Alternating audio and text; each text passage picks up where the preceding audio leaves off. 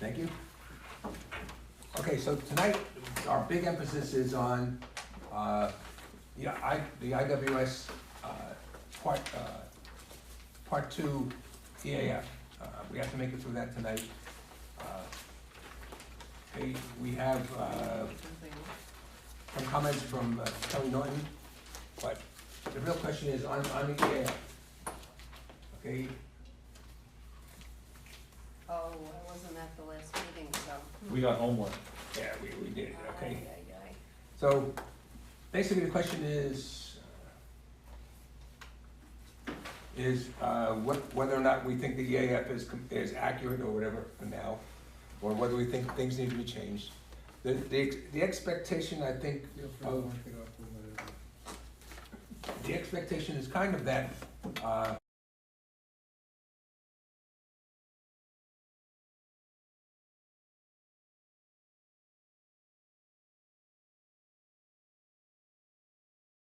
lead agency, the town board is the lead agency, so that's different, and we don't have a whole bunch of history with the town board. How come this didn't go to the planning board? It did go to the planning board for the site plan and the special permit. It did not go to, or it went to the site plan anyhow, but then it went to the town board because the town board's the lead agency when it comes to the ADB or the solid waste law, giving out the permit for solid waste. So all solid waste facilities have to be approved by the town board, and so they are the lead agency. They've chosen to be the lead agency. They don't very often do that, but they have every right to, and they're the ones making the decisions really. So what they've done is they've got all this information that we received, and they said essentially, we believe it's complete enough to be looked at, but they're not saying when they think it's complete enough, nor are they necessarily saying, excuse me, that it's accurate. They're just saying it's complete enough for everybody to look at it and say, and give comments on it. Okay? So how do we want to do this? Well, Kelly did forward the our letter, memo, right? Yeah. which was very helpful and pointed out a bunch of things on the EAF, which we got pretty much through 1 through 16. Mhm. And your email memorialized that. I thought that was fantastic. Thank you. That was most of the stuff we talked about last time. Which, if we want to go back over any of that, or do we just go straight to 16, 17, 18? I think we're probably gonna go over just so we get it, it has to go to the town board, so we have to get this Okay. in a form for the town board. So I think that Kelly Norton's is attorney-client, so we can reference her comments, but that memo is not for general publication. Mhm. Okay? Do we wanna go through Kelly's, or do we wanna go through, just go through the EAF? Let's take a look at Kelly's letter first, because Okay. that's gonna answer a lot of Good. it. I don't have my copy of it here, but Okay. very good. All right, so let's go through her comments. Okay, each chapter of the permit by the town board. So we're going through the following objectives are met. Complies with the criteria of this chapter, harmonious relationship between the uses located adjacent to, in adjacent districts as reflected in the comprehensive plan. Okay, the maximum safety of vehicular access and egress to the site and existing and prospective streets and highways as recommended by the planning board. The maximum adequacy of interior circulation and parking facilities with particular attention to vehicular and pedestrian safety as recommended by the planning board, and the adequacy of transitional landscaping and setbacks for achieving maximum compatibility and protection of the adjacent properties as recommended by the planning board. And the last one in that section is maximum adequacy of the facilities, environmental safeguards for protecting the local environment and adjacent property as recommended by the ERB, and that's where we really step up for ours. On that first one, Go ahead. is it, to me, it's right where it should be. It's on Hartley Road, it is surrounded by, Verhaeg is on one side, and that's Yep. That's mulch. Yep, that's mulch, and then we have, Virtually nothing there. Nothing, the guy across the street is he has a warehouse building of some sort, and he is actually surrounded by IWS properties where they store their rollbacks. I think they may even lease space from him because his property has a whole bunch of rollbacks on it as well. that is separate. I think that's on time, how would they call themselves? On time something. It's Oh, a, that's a- that's a separate garbage company. Okay, well, then even more to the point, it's this, the IWS site is right where it should be, so does it fit with the neighborhood? Yeah, it's actually in perfect location, I think. Yeah, I think it certainly fits in. Anybody else? Does it fit? I think it does fit with the neighborhood.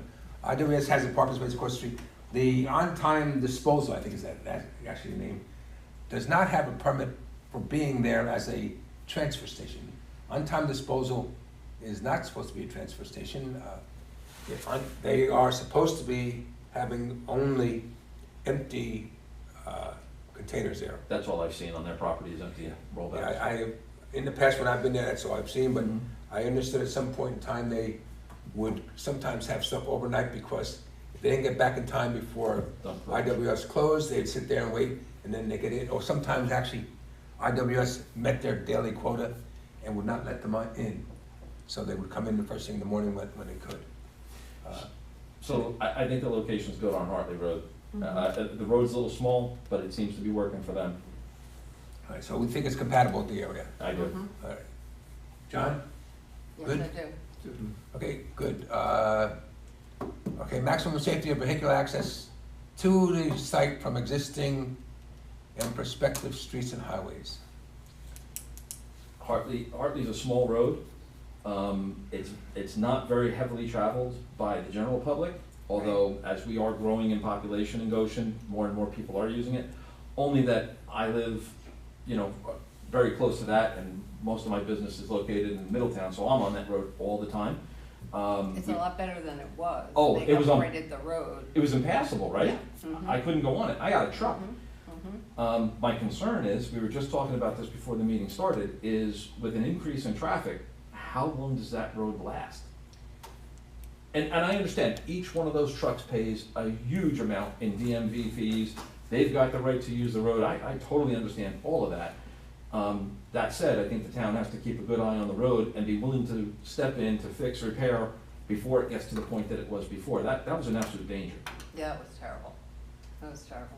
But one good thing is that there's a light on 17M, which would sort of eliminate the potential for more accidents or anything like that. I think that that's like an addition that's perfect for this. Because you're not gonna be getting people that are trying to get out on 17M. You have a light. So we were talking about that turn onto 17M, and Neil, you mentioned that the right-hand turn off of Hartley onto 17M is really becoming a problem, that these trucks, by no fault of their own, they're 18-wheel trucks, they're long trucks. So they simply don't have the turning radius to make what I call a good turn, staying right lane to right lane. They either have to cross over or they have to cut short, which leaves the tractor trailer tires off the road. Right now, that blacktop is just eroded, there's nothing there, it's dirt, it's currently full of water from the rain yesterday. I understand it's a state road, but this is, Could they make a line that would stop further back from the light, the way they do on some places that would give these trucks enough room to make that turn? two things. One, it's a state road, that's I'm told time and again, so we don't control that. And two, you gotta get the truck driver to not cut the turn short, and it's just not in their nature not to cut it short. And I'm sorry, things are different than they were in the 1980s. In the 1980s, trucking was different. Today, everybody's got earbuds, they're on the phone, and I But think what I'm we're- saying is that if, the people that are going east, if you could petition the state to make that stop line further down so that they would have enough room to make that turn, it might eliminate issues. That is certainly a possibility. Obviously, Because they're not gonna widen the road, 17M is not gonna be widened anytime soon. no. Could we do something at the corner there? I don't know if we have to acquire land up of RVH to do that or not, or whether we could do that with what we already own between the state and the town. But certainly, if a stop line back further allows the trucks coming out of Hartley to go into the Some more opposite room. lane, Right, and make the exactly. right-hand turn. Exactly. That would help out or make that possible. You also need to do the same thing about Hartley Road, having the stop line back further, so that the people coming, making a right-hand turn off of 17M onto Hartley Oh, Road yeah, can also do that. Yeah. Well, That it'd be does easier make to it do that on Hartley But with 17M, you'd have to what, petition the state? Actually, what happens is the state takes over jurisdiction of the whole intersection. Oh, okay. So they would probably look at the Hartley Road stop line also. And I don't know how far back, it's usually something like 50 feet off the intersection. They still take jurisdiction as to making decisions. Mhm. They don't necessarily pay for it. But 5 they, years down the road, maybe something will happen. yeah, but obviously, when we had a conversation just before the meeting was that Legoland contributed, I'm gonna say $25 million to move the interchange or intersection for 17M or 17 Mhm. down to where their exit is now. And they designed that overpass, and they designed the roundabout, and they gave the land for the roundabout. So they did a lot to contribute to make that happen sooner rather than later. Yeah, but who would be the contributing factor here? Well, this could be a number of people contributing. Certainly, Everybody on that road. possibly everybody on that road, possibly people who want to come in on 17M. Certainly, we are having conversations at the last town board meeting on Golden State. We talked about the possibility of them having an impact on 17M, and that therefore they would have to contribute to the degree that they're part of the impact. So in other words, if the decision is they're 10% of the impact, then they would pay 10% of the cost that we anticipate that upgrade to be. Would they agree to that? I don't know whether IDPS would or not. We're looking at, it's one of the first times that the town's traffic engineer came up with that. I think it's perfectly sensible. Mm-hmm. Certainly, we can't say IWS owns it all. No, I don't think, because you've got TAM, IWS. Yeah. And on-time disposal and whoever, right? Mhm. But I was saying before, I don't, from everything I've heard, the town doesn't seem to get anywhere with the state when they request any changes. But businesses that are paying taxes, talk to your senator, talk to your congressman, that seems to move things. Legoland, well, they got it done because the They put state in a had, lot of money. right, the state had a vested interest in businesses doing well. So Right, right. I'm thinking IWS has a better chance of getting it done than us. And they are motivated to do it if the town doesn't issue a permit and says, get this done first. Sure. And certainly, the other thing is that, obviously, if somebody else was to pay the engineering on it, if we wait around for the town, for the state to assign an engineer to do that intersection, Yeah. we're gonna wait for a while. It's probably at the top of the list. It may not ever make it to the top of the list for the state. But if somebody else were to say, hey, we've designed it, can we get this approved? It might move it faster. So anyhow, we're on the point that, see there, we're definitely of the opinion that that intersection needs some work in some form or fashion, and maybe needs work prior to Issuing a permit. the town agreeing to the split, or at least to the town agreeing to make it worse by increasing the number of traffic trips. I think, sounds right? Mhm. Okay, interior circulation and parking facilities, of in particular, the attention to vehicular and pedestrian safety. This was the map that you were asking before, Tom, what they were gonna do with the, right, this is the existing building, that's an existing building, and this is what they wanna build. So, it's tight in there, a scale here, currently they have scales in the back, but trucks coming in, through the scale, through the tipping building, back out along that, even better. Oh, that's a better option. Okay, so what they're showing here is the green are the trucks coming in, Mhm. the what they call the tipping trucks, the ones bringing in the garbage to be dumped off. Okay, so the green are the dump off trucks, and the blue are the trucks that are the transfer trucks, the trucks that will take the garbage that's been dumped and take it to somewhere else.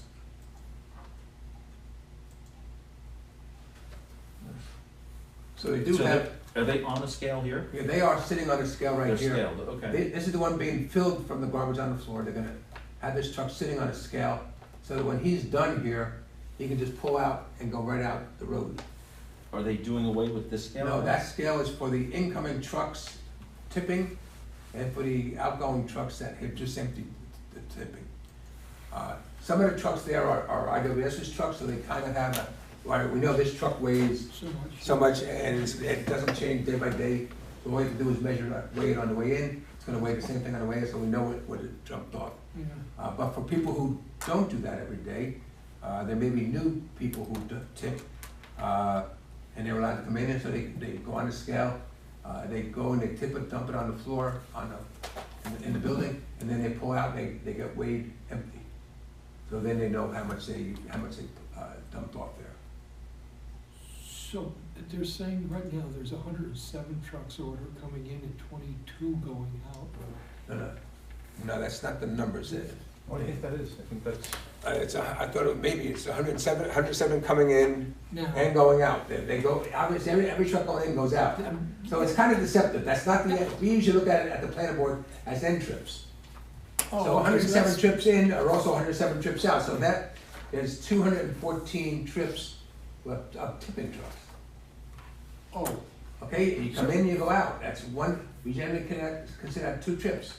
well, my concern was that if that much is coming in and only what they're saying is coming out, the rest of the It stuff sounds like stays Barbara's there? saying it. No, Yeah. what they are saying is that the tipping truck handles less weight than the outgoing transfer truck.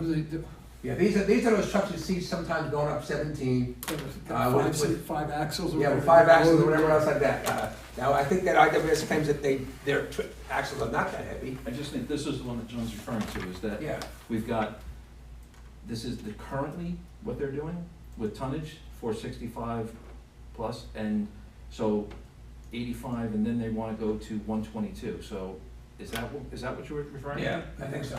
Okay, so, But if they have, an adequate interior circulation right now for the station that they have, then actually they're just increasing it. I don't understand why they would be worried about, the parking facilities and pedestrian safety.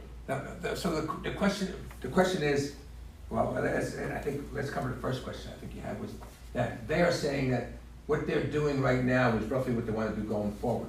Even though they're doing it without a permit, that's what they want to do going forward, okay? So they are saying that, look, all the traffic you see now is what the traffic is gonna be when we get done and get approvals. So that is correct. Okay, what was the other? I'm trying to remember. Parking and Parking, pedestrian. okay, so what they are saying now is that there is gonna be a different traffic flow right now than what is, I'm sorry, it's gonna be a different traffic flow once they build this facility. This is gonna be the new facility right here. So where are all the guys that come in and get the trucks, where are they parking? The guys don't get trucks here, they don't pick up any trucks here, there are no trucks, virtually no trucks parked overnight here. No, I mean their personal vehicles. Oh, personal vehicles, that's where we are talking. So they are proposing here and here. Okay, Okay, so what happens is that the trucks coming in, with the green truck, the green or the tipping trucks come in, this is the route they're taking, and go back out. The blue trucks come in, or the blue trucks are the transfer trucks, Mhm. they come in and go here and then pull out. Now, there are 2 kinds of transfer trucks. There are the ones that we always know about, the 5-axle ones or whatever else like that. However, you may have seen lately, there's a different kind of a truck coming up the road all the time. And it's a big box, I don't know how to describe it. But it's a big box in the middle of look like a low trailer, the low boy. the low boy. Yeah. Yeah, I think it may be part of the low boy, but maybe not. Anyhow, that I think is they talk about the railroad transfer box. I think that's I've seen them. I think that's it. I think that truck is the railroad thing. So they probably take that somewhere and put it on a train and it goes that way. So anyhow, in any case, what they're saying, and the reason it's slower, John, is I think they're saying that the trucks going out can handle more weight and more volume than the trucks coming in. Back to Carol's question, Yep. though, I think, I couldn't find anywhere, number of employees that will be working, that report to the Hartley Road Station, and do they have adequate parking? And is it safe for them to walk the lot? because they have existing Yes. parking right now at the building. And I never see more than 4 or 5 cars parked there. As Neil was saying, the drivers don't park their cars, they're picking their vehicles up somewhere else, they're off-site. But there are a few people who do base themselves on Hartley Road. So Sure, is that going to change? I don't know, that's a question, that's a good question. I didn't see anything as to whether or not it's going up or going down, I don't think it's gonna go down. People that would do that would be the office personnel, Right, the sorters, there are people in there sorting, and the people running the equipment. equipment. And as I said, I never see more than, you know, a small handful of cars there, but now that they are adding this facility, and from everything we've read, they're adding tonnage, will they add employees? Yeah, that's a good question.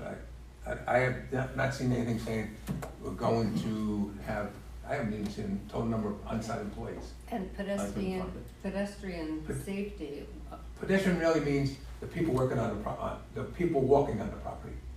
Because we're not allowed there. We're not allowed there, in fact, so what pedestrian, Pedestrian other is- than the employees? Employees. we're talking about the employees. Is it safe for employees to walk there? And- Well, if they're parking here, then they're going in here. And So- some of them are gonna be there, some of them are gonna walk back to here and work back here. Some of them are gonna be working here, running equipment, some of them are gonna be working here, working on the floor. State inspectors, as well as any emergency service personnel that had to come in, somebody gets hurt, ambulance has to come in, and they're not familiar with the facility, is it well marked where they can and can't be? Well, have they had any incidences in the past where there's been a Let's ask that question. pedestrian problem? I did not read anything. I haven't heard of it, So we split up these books, and this book that I had, I didn't read anything about a pedestrian anybody being injured, but I did read that there was a hazmat spill at one point, it was some diesel fuel, and the way they handled it, it all looked very good on paper, and I liked what I read. I saw 2 of those in here. But they were back in the early 2000s, a long time ago. Is that a separate company that owned that then? Is it a different? since 2002, I know we've had 3 different companies owning it.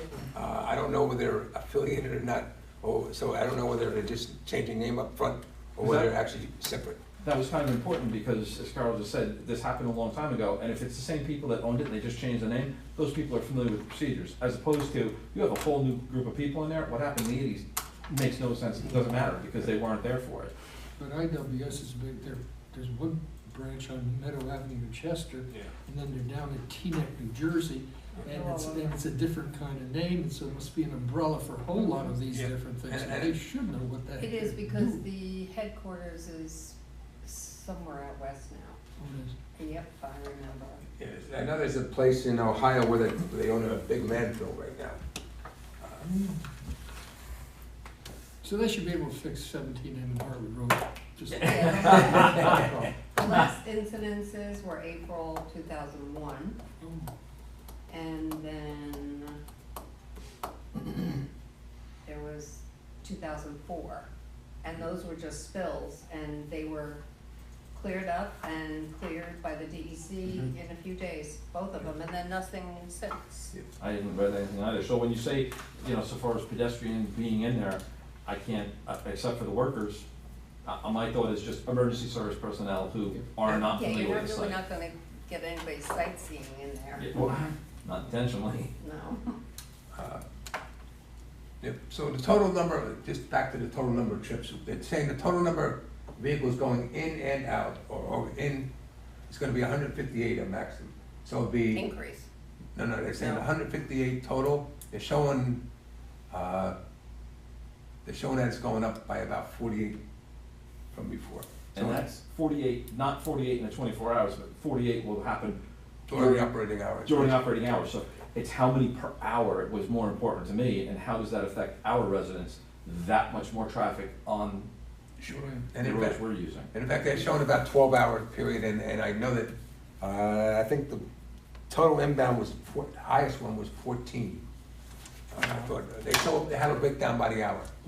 But again, that is such an industrial road, I don't understand, like, you're not going to get normal people traditionally taking Harley Road. But- The only time is if there's something going on 17M, they wanna divert, and then they gotta go all around Echo Lake and all that. Happened just the other day, happened last week. Yeah, I know it did, that's what I'm And I am referring finding, to. again, having traveled that road, That's the last road I would wanna take. and when it was bad, I wouldn't go on it, but now, and sometimes I'm on that road 3 times a day, but I have noticed a real uptick in the number of civilian or pedestrian, you know, just people out there in their regular cars. And they're in there and they're fighting it out with TAM trucks and, Oh, yeah. and IWS trucks.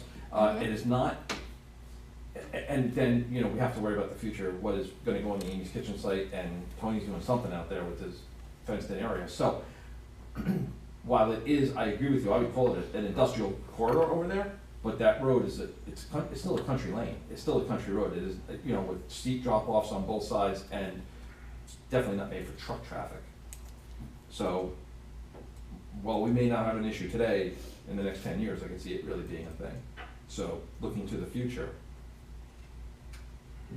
which I think all the townships in Orange County are guilty of. They don't look to the future. They're trying to fix what happened 5 years ago.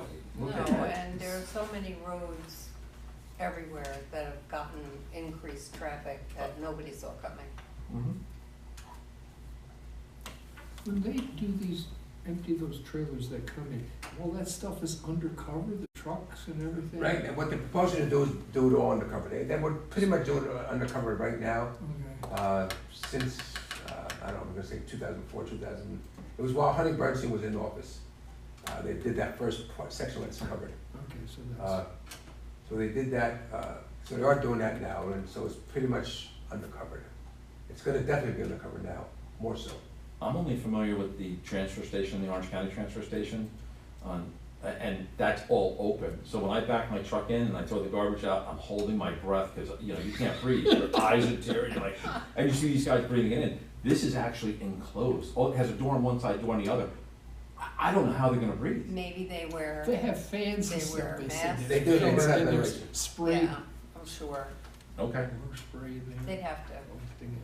They are saying they have ventilation, which is one of the things with the safety thing later on, of, they're saying, hey, if we lost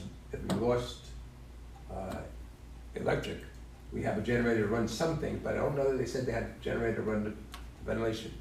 So like, all right, how long can you go without ventilation and have your people still conscious? Yeah, I was gonna say upright. Yeah.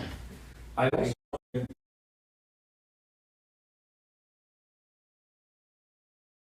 Does it all on the safety side? I mean, methane and carbon monoxide. It really is enclosed, which And is it's gonna good. be more so. And in fact, I think they say they close it down at night, but there should be no garbage in there at night. Maybe, I think they said that possibly the one transfer vehicle may be just partially filled. So they didn't get a full load. But they didn't get a full load, they're gonna leave it in there until the morning and get it out by the next day If by I were noon. there, I would want a gas mask, Oh, yeah. yeah, no, listen, they're doing God's work. Somebody's gotta do it. My Yeah. hat's off to them. I couldn't do it. Okay, so we covered the interior circulation for parking and for pedestrian. Any other comments on that? My only comment was I like the way they have that set up. I think it's going to be tight, but that's a them problem, not a us problem. They said, if their engineer says they can make those turns, then I like the flow they've got there. That last thing, Neil, on that page was just the, I don't know if it mattered, the Landscaping? Landscaping? Is that, I mean, right now, it's just natural on both sides. I can't imagine. Yeah, what landscaping? Well, they have some shrubs or trees or, they're not this landscaping material, but they are natural, whatever's growing there. They do have that out front. There's a natural break on the sides, and there's nobody in the back, Yeah. until there is somebody, in which case, And it's 1 acre, right? This, 1 acre. I think it's more than 1 acre. Huh? Is it? I think it's about 1 acre. Is that what it said? I thought it was more. I don't remember, I think it's 3 acres altogether. Yeah, so I think it's 3 acres. But I think the building. The building might, yeah, Was about 1 acre or so. it might be the building. The area that would be Yep. disturbed is like 1 acre. Okay, that might be. So transitional landscaping and setbacks for compatibility to who? You know, they're all. Compatible to the neighborhood. The neighborhood? The neighborhood, meaning the neighborhood of the neighborhood of this. Okay. I'm fine with what they have out there. Yeah. It's just natural growth, and I don't think you're gonna improve on it. Not with all that dust outside. To be honest, The plants what's- are gonna be dying. What's growing there now is what flourishes under those conditions. I Well, think right, yeah. if you try to put something else in, it'll probably die. Right.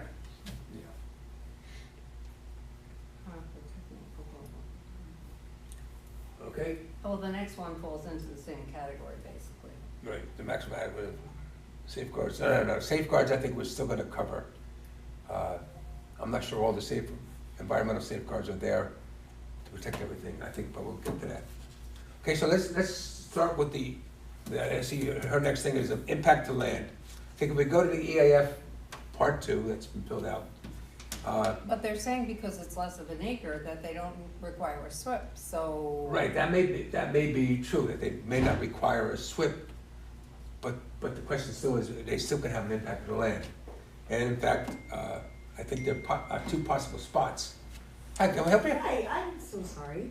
Where do I go for just traffic, Traffic court? I know it's not here. It Is may that in be, this building? it's not in this building. All right, so, In the village? it might be in the village. Did you get a village ticket? I didn't get a ticket in Goshen, it was so All right, then you're probably in the wrong town. freaking. No, but it was. Shit, and I got dropped off, so I don't know. I was walking. Where are we now again? Okay, Are we're we at gonna the, start right at the beginning of the? yeah, I'm gonna start at the EAF, number one, impact to land. All right, so, unless anybody else has anything other than that, I have that 1A, or 1D. The proposed action may involve the excavation or removal of more than 1,000 tons of natural material. I don't know, I didn't see anything saying how much is gonna be excavated to build this building. They said they're gonna use the impervious surface that's existing there. On How much? on this, but then they're doing a whole new building, Yeah. and they're excavating down for this truck. That truck is gonna go down into a pit kind of, so they can load that up without going up, having to go way up real high. Oh, okay, So they can see, so it's like the truck is gonna be, I'm gonna say 6 foot above the grade, so the guy in the excavator can see what he's doing. yeah, so we don't know exactly how much. So, yeah, my other question to that is, I don't know, they didn't define it, they didn't say how much. I think they need to come back with how much material are you going to excavate? Yeah. Second question I have, and it's probably gonna be covered later on, is also, what is that material going to be? And it has nothing to do with them being wrong. It has to do with the fact that this is on a long-running transfer station, Mhm. and it's also next to a long-running landfill. And what's the quality of the soil that you're gonna excavate? I think that soil may be suspect. Where's it gonna go? And maybe when you excavate it, it has to be tested, and then, Yeah. at that point determine whether it's hazardous or anything else. I don't think it's gonna be toxic, but it may be hazardous. And the second thing is that we know that the DEC, on the Altori landfill just recently, did a study, and they found out that there was gas on the property that was at the explosive level. So I don't know whether that's gonna be any issue here. or No, whether they said we're gonna there's have leachate. no smoking here. That's right, no smoking here. And there was a comment made at the last town board meeting that the DEC had in fact told the town that that was no longer an issue. I met with the DEC last week up in New Paltz, and they claimed that they never said that. That was no longer an issue. That it was no longer an issue. They said that, they claimed that they said it has to be determined. And they may have said that they believe it's no longer an issue, but they did not do any testing to determine that there's no longer an issue. Mhm. I don't know, but I certainly have concerns about that. And certainly, at the point where I found out that there might be an explosion, I certainly ran into town to tell them Yeah. that may be. Just on that point, we did talk about this at the last meeting, and we did say that by no fault of the applicant, not that they did anything wrong, but it's just the nature of the business, that, look, everything that's toxic in our houses eventually ends up in our garbage can, which eventually ends up in the truck, which lands on this site. And these trucks are not watertight, they're not supposed to be, so when you're talking about, and I mean just like paints, toxic paints, lead, medications, all that stuff, and after how many years it's been operating, I can't believe that that ground would not be poisoned in some way. And my concern is even just the construction workers that are gonna come into work. And as, on a dry day, and this dust, it's basically aerosolized and you're breathing this stuff in. So we did say at the last meeting, and I think it's important that this ground be tested for toxins and hazards and poisons, because, you know, people get, I'm just, not just town residents, because, yeah, this stuff blows around, but the people working on the People sites. working on- yeah. Including the employees working on the site and also the people who come in in the trucks that are dumping. Mhm. They're all possibly gonna be exposed, and we don't know what it is, but that has to be determined to determine how safe it is, I think. Anybody else on impacts to land? Okay, I had no comments on impacts to geological features. I mean, it- No, me neither. Okay, impacts to surface water, concerns? Well, last time we spoke about, I looked in the plans, it looks like they have a pretty robust stormwater management system with the collecting leachate, with the double wall piping and such. And you touched on that last meeting as well, Neil. I think, I feel better about it having read their plans. I don't know just what amount of water this stormwater can take. I mean, look, in a tropical storm, it's gonna overflow anything, but, keeping their toxins and whatever it is on site and properly hauled away as leachate is important. They do have a plan for that. Yeah, they also feel though that it's not, it's gonna be minimal compared to if they're using the same, format that they're using now for the stormwater, that's why they don't, well, first of all, because it's less than an acre, that's why they don't require the SWIP, but they've already got that covered. And they're not concerned that, there's gonna be any great impact. As I was looking at the plans, it almost felt like they were gonna bathtub the site, where there'd be a drain around the outside of the site, so whatever waters would make it into this, stormwater system, and then there was, we call them like pool skimmers, where the larger materials get caught and could be skimmed off while the water would flow through. The question was, where does that water flow through to? And just pushing it onto the next door neighbor's property, wasn't a great idea to me, but, if it's just clean stormwater runoff, but how much water coming off of the site could actually be clean? Again, just by its nature, it's a transfer station, so there's gonna be contaminants. They said that the rain that fell on the building would go one way out to site to a temporary ditch or what, or ditch. I think it was gonna go off-site.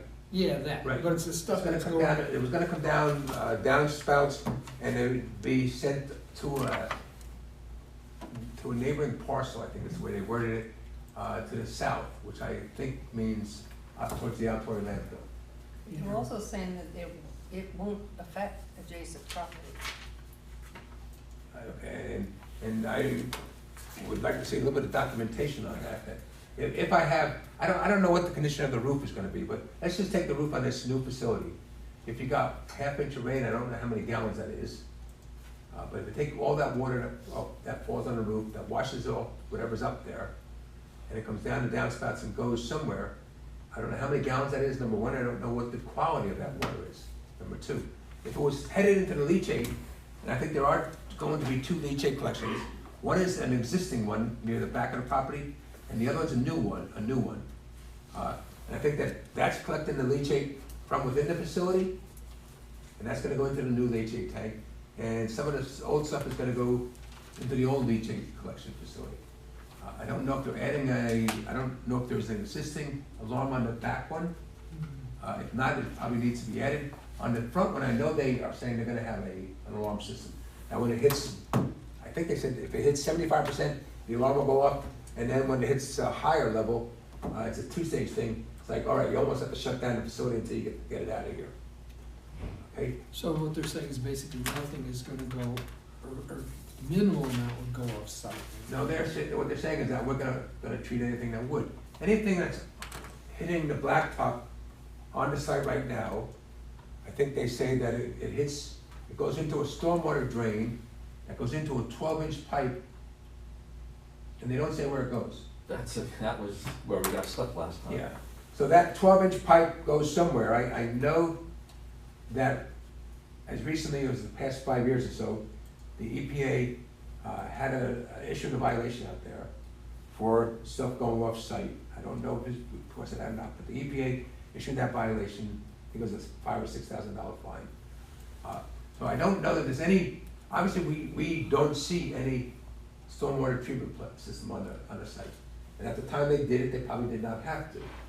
But right now, all the trucks that might or might not be leaking stuff on the way in, well, we always just look at parking lots anyhow. And this is kind of a heavy-duty parking lot with all these trucks going out. Like you might just have some diesel dropping or some oil dropping or whatever, and that's gonna wash off the site to some degree, or wash off the blacktop. I think we have asked at the planning board multiple times or whatever, where's it go? Tell us where I'm that, a little confused with this though, because on one hand, they're saying that, because of this, that, or the other, they don't require a SWIP because of the amount of land that's being disturbed, et cetera, et cetera. that But is. in the second sentence, Yep. they say that the paving and construction and some new impervious surface, but runoffs can either be controlled with a SWIP. Well, you just said in the sentence before that it didn't require one, Yeah, so I'm not getting it. I think you understand. They want one or they don't? The answer is that they're saying, under the current standards for the DEC, if you disturb less than 1 acre of soil, then you do not have to have a SWIP. During the process, you're gonna have to have erosion sediment control anyhow, so you don't have any turbid water leaving the site. But you may not have to have a full-blown SWIP. The concern they're gonna have about a SWIP is that it's not so difficult to do the things that are required during construction. It's more difficult to do the things afterwards, because then I have to have some kind of pond and some kind of collection system to get stuff to the pond so that it gets treated there. Go ahead, John, you have a question. So if that situation didn't meet standards for DEC, they would go back and they would be forced to do a SWIP then? Or they would seem I don't know how, I don't know. I think, the concern I have is that if you look at the, let's see, right, the proposed, I think if you look at 3F, or 3H, I'm sorry, on page 2 of the EAF, okay, it says, the proposed action may cause soil erosion or create a source of stormwater discharge that may lead to siltation or other degradation of receiving water bodies, number 1. Then if you go look at I, the proposed action may affect the water quality of any water bodies within or downstream of the site of the proposed action. I think that overall, there's a question as to what happens to any water that's of less quality than just stored rainwater.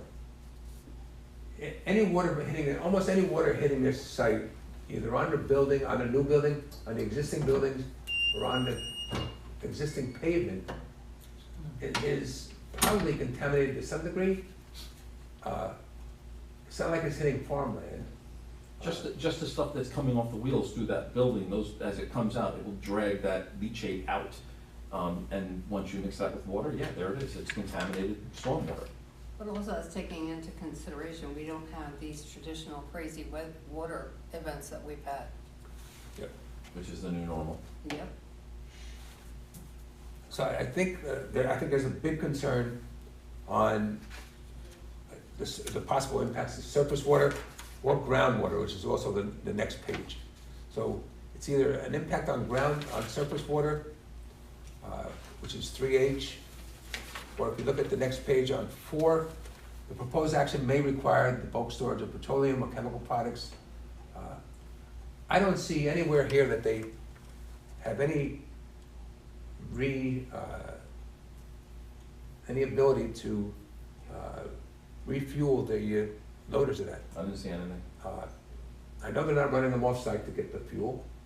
Maybe they bring a truck in, I don't know the answer, they could be bringing a truck in. Which case, the question there begs to, where are you doing that? And so that we don't have this possible spill. Almost every farm, you refill enough tractors, you have some kind of spill at some site. Mhm. So Yeah, I well, think, now if you're over a certain size of the tank, you have to have Right. a containment area. Yep. And then you usually have to have something like a concrete pad to be on. So they certainly have the ability to do that, but I think they have to show that. You get some really nice equipment there, they showed no end boats though, God. Yeah. Nice cat loaders and stuff like that. Yeah. They're enormous, but yeah. Yep, I think that they do have big stuff. I think they're probably loading yards at a time. So I don't know whether, the question is, whether it should be under 3H or in the 3A, in the 3 section where it's impacted surface water or possible impacts to groundwater. I think the answer is the proposed action may result in no additional use of groundwater, no, or may have the potential to introduce contaminants to groundwater or an aquifer. Two things. One, possible groundwater. Number two is, they've shown that there's an aquifer here. They have mapped the aquifer underneath this property, and therefore, any contamination going off-site, even if it's existing contamination going off-site or existing conditions, the potential for this groundwater to be contaminated, it needs to be taken care of. And certainly, if we're gonna look at increasing the amount of, or giving a permit for a greater amount, that's even more of a reason why we should look at it.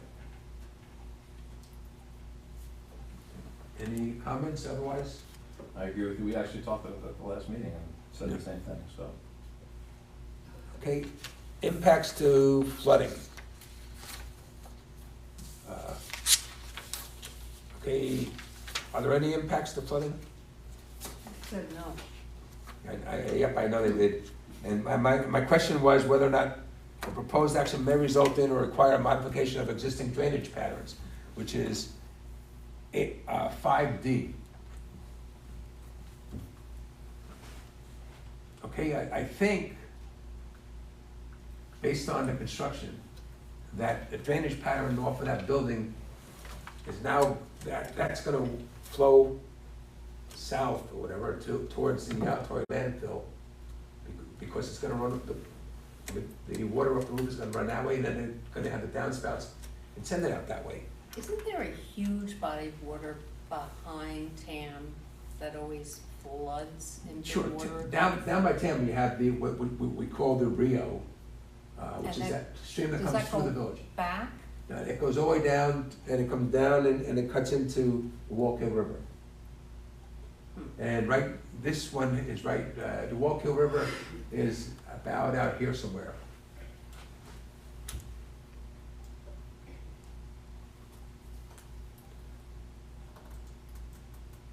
But if you're gonna get an exceptional amount of water in a storm, those facilities, those containment facilities aren't gonna be able to hold all that stuff. They're actually, at this point in time, they're saying they're not gonna touch, they're not gonna even try to contain them. They're just gonna put them off-site by going into a downspout and sending water right off-site. Which, if you're talking about the roof water. Yeah. Which, for intent and purpose, should be clean. I mean, whatever dust and stuff you get in the area, that's okay. But, so that, I think we talked about that last time, as long as that pushes off-site. But you're saying it'll go to the south? South is, what we're saying is, what they're calling the south is, this side of the building, up. As I'm looking at the property, it's gonna go to the left or up towards the Altori landfill, not down towards Amy's, Okay, what that hill runs down to there, right? down to Amy's. Yes. So it eventually all goes to Amy's. Sure, it's probably gonna hit some kind of ditch there, Yeah. go around this property maybe, and then down to into Amy's or the, something, yeah, right? okay. Again, the water coming off the roof, Right. I'm not concerned with. And you're right, the walk hill is right behind, so. So the question there is, are we concentrating the load, and heading it somewhere? That's one thing if you have sheet flow, it's another thing if you now concentrate and put it in a ditch. The impacts are different. And they don't discuss it since they don't do a SWIP, they don't even try to discuss whether or not it's gonna have an impact like that. And we're really just trading, is this an impervious surface that they're on now? Is it blacktop or is it gravel? It probably is an impervious surface, I think it probably is an impervious surface, really. So It's a different impervious surface. The volume of water is probably not changing. That's hitting it, what may change is the direction of it. And the concentration. And the Because right. you're putting that square footage into a drain I pipe. think so. Okay. Okay, so I think that has to, the question on flooding hits there. The other reason I was back, I'm sorry, I'm jumping back and I apologize, to the groundwater and whether or not the proposed bulk storage of petroleum or chemical products. I'm not sure that the leachate tanks should not be called the storage of chemical products. If those are leaking into the ground right there, into the aquifer, if those were, and they're not going to, I don't think, because they're gonna be at least 2 wall tanks. And they don't say it, but I think they're going to have some kind of monitor in the interstitial area. Usually they monitor that space in between the 2 tanks. So if something goes in there, the alarm goes off. So I think they're gonna do that, and that should take care of that. But we Does are. it say that anywhere? Pardon? Does it say that anywhere? That they're gonna have an alarm in there? No, I didn't see it. I did see that they said they're gonna have an alarm on, for the level in that tank. And that is 2 kinds of different alarms. One's a level to know I have to clean it out. The other one's a level to, or measure, to know that there's a leak in between the 2 of them. It's gonna be a double wall tank, though, correct? Double wall tank. So what it would do, and I only know these from petroleum folks, so if it leaks out of the main tank into the second space, there's generally a detection system within that second space. And maybe in this case, it would just be to measure water in there. And hey, once it gets wet inside there, we have a problem. Yeah.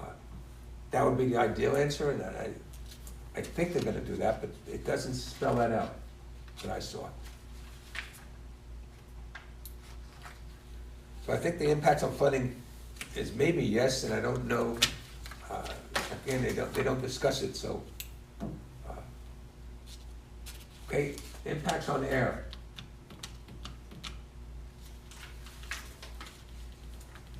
During construction, that goes back to the, if you do this during the dry season, and you've got a dust bowl going, which is normal in a construction site, even though this one's not very big, my concern more is what's in that dust.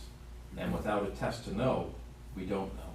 Yep. So that's why I think it's important to test the materials before we start digging into it, remediation if necessary. And then once in operation, you're increasing your tonnage, so there's going to be an increase in odor.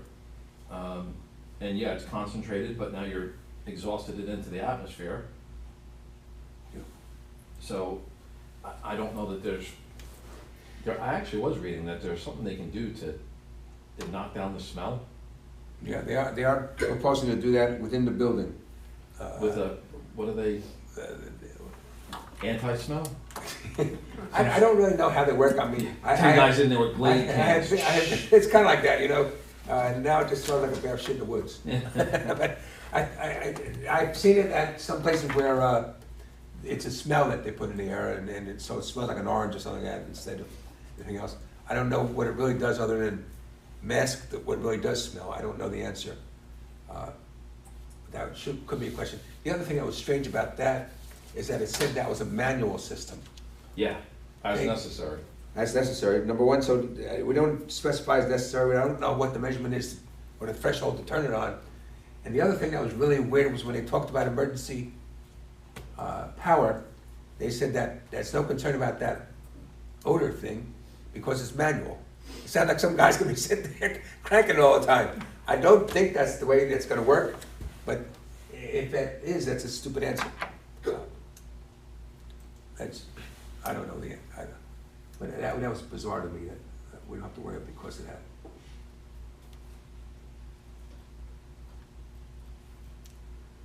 Okay, the other thing that, back to the tanks, I didn't see any identification of any tanks for the diesel fuel. I didn't see any tanks for heating oil. I think tanks are missing off the site that are gonna be there really. And the bulk of the overall quantity, I don't know what it is, we took it cumulative.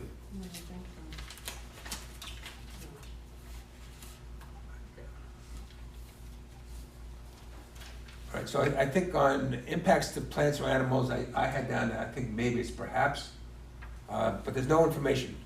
The proposed action may result in a reduction or degradation of any habitat used by any rare, threatened, or endangered species. I don't know the answer, and we normally wouldn't consider rare or endangered species on any kind of garbage landfill or whatever. But I know that in that area, there have been identification of bats, like at Tam's property or Amy's Kitchen property, Mhm. there were bats. So on this, where they're talking about putting this building, there's currently no trees, Yep. and there's no open land, there's no habitat for anything. Mhm. They're just replacing bare ground with a building, so I didn't see any problem with animals. I'm not sure there is, but I know that in some cases, you can have, it doesn't have to be the habitat where they live, but it could be something they use. One of the things they were talking about bats is that the Wallkill River up and down, Mhm. because they all go there to get the insects. Mhm.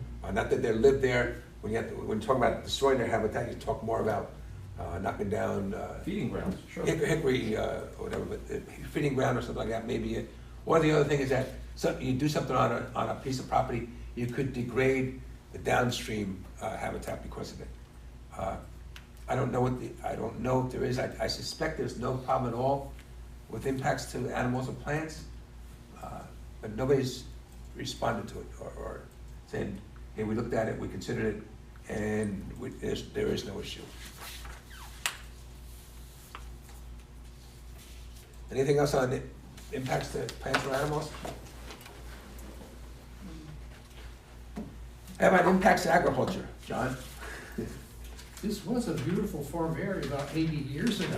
We had that, all that Mr. Ward on those knolls that were gravelly. He used to raise all kinds of alfalfa. He would, Really? oh, beautiful, beautiful. But that's 80 years Long ago, since lost. two, 3 generations Yeah. ago. Yeah, it hasn't been farmed for a long, long Yeah, time. I don't think there's any impact, and I don't think there's any No. agricultural resources near No. here. Do we know what Tam is doing across the street with that flat land? Is that going to be agriculture? I don't, I believe that's agriculturally exempt right now. I think he claims it to be a farm. You know? I mean, he's fenced it in. I mean, no, I don't. Tam's property across the street. Do you know if they had any agriculture exempt? No. Oh, sorry. I don't know. Okay. I really thought he had an agricultural exemption on it. I could be wrong, though, don't hold me to that. No, I'm sure, Yeah. it's a farm, it was. It was a farm, and I think he bought it intending to put some animals there. I don't, Well, then if it is a farm, then yes, there's very well a possibility, Yeah. especially when we're talking about stormwater runoff that is gonna go eventually down onto what is now the Science of the Souls property, Yeah. which eventually makes it across the street. No, it should not go back, that would be going upstream to his property. Okay. Yeah, it would be going Right. upstream to his property, it has to cut across the road to get there. But I don't, John, if you were farming there, would it be an issue? You're higher than the water or whatever, so it's unlikely. Well, then we go back to the trucks coming out onto Hartley Road, Yeah. pulling the leachate out onto the field. It was raining yesterday. I intentionally drove down the road and immediately regretted it, 'cause maybe it won't smell today. I was wrong. It stunk, because it always stinks. And again, this is not the applicant's fault, it's simply the nature of the business. And if so that washes down Hartley, right? Yeah. And now onto Tam's property. Yeah, Now, does Tam have enough of a swell there? I don't know enough about farming to know, but if it just stays in the ditch, what we're gonna call, it's leachate, right? It's just leachate it came off the truck wheels, it dried on the road, it got rejuiced from the rain, and now it's in the ditch, right? And that makes its way down, but does that stay off his farm enough? I don't know. How close does contaminated water have to be to a field before it's a problem? Depends on the contaminant, depends on the soil. Yeah. Yeah. So it's a huge question mark for me Yeah. as to whether or not his farm is going to be impacted. Okay. So let's put it down, we're questioning it. I'd like a study, have a hydrologist tell me, is that really, Okay, good. All right, impact to aesthetic resources.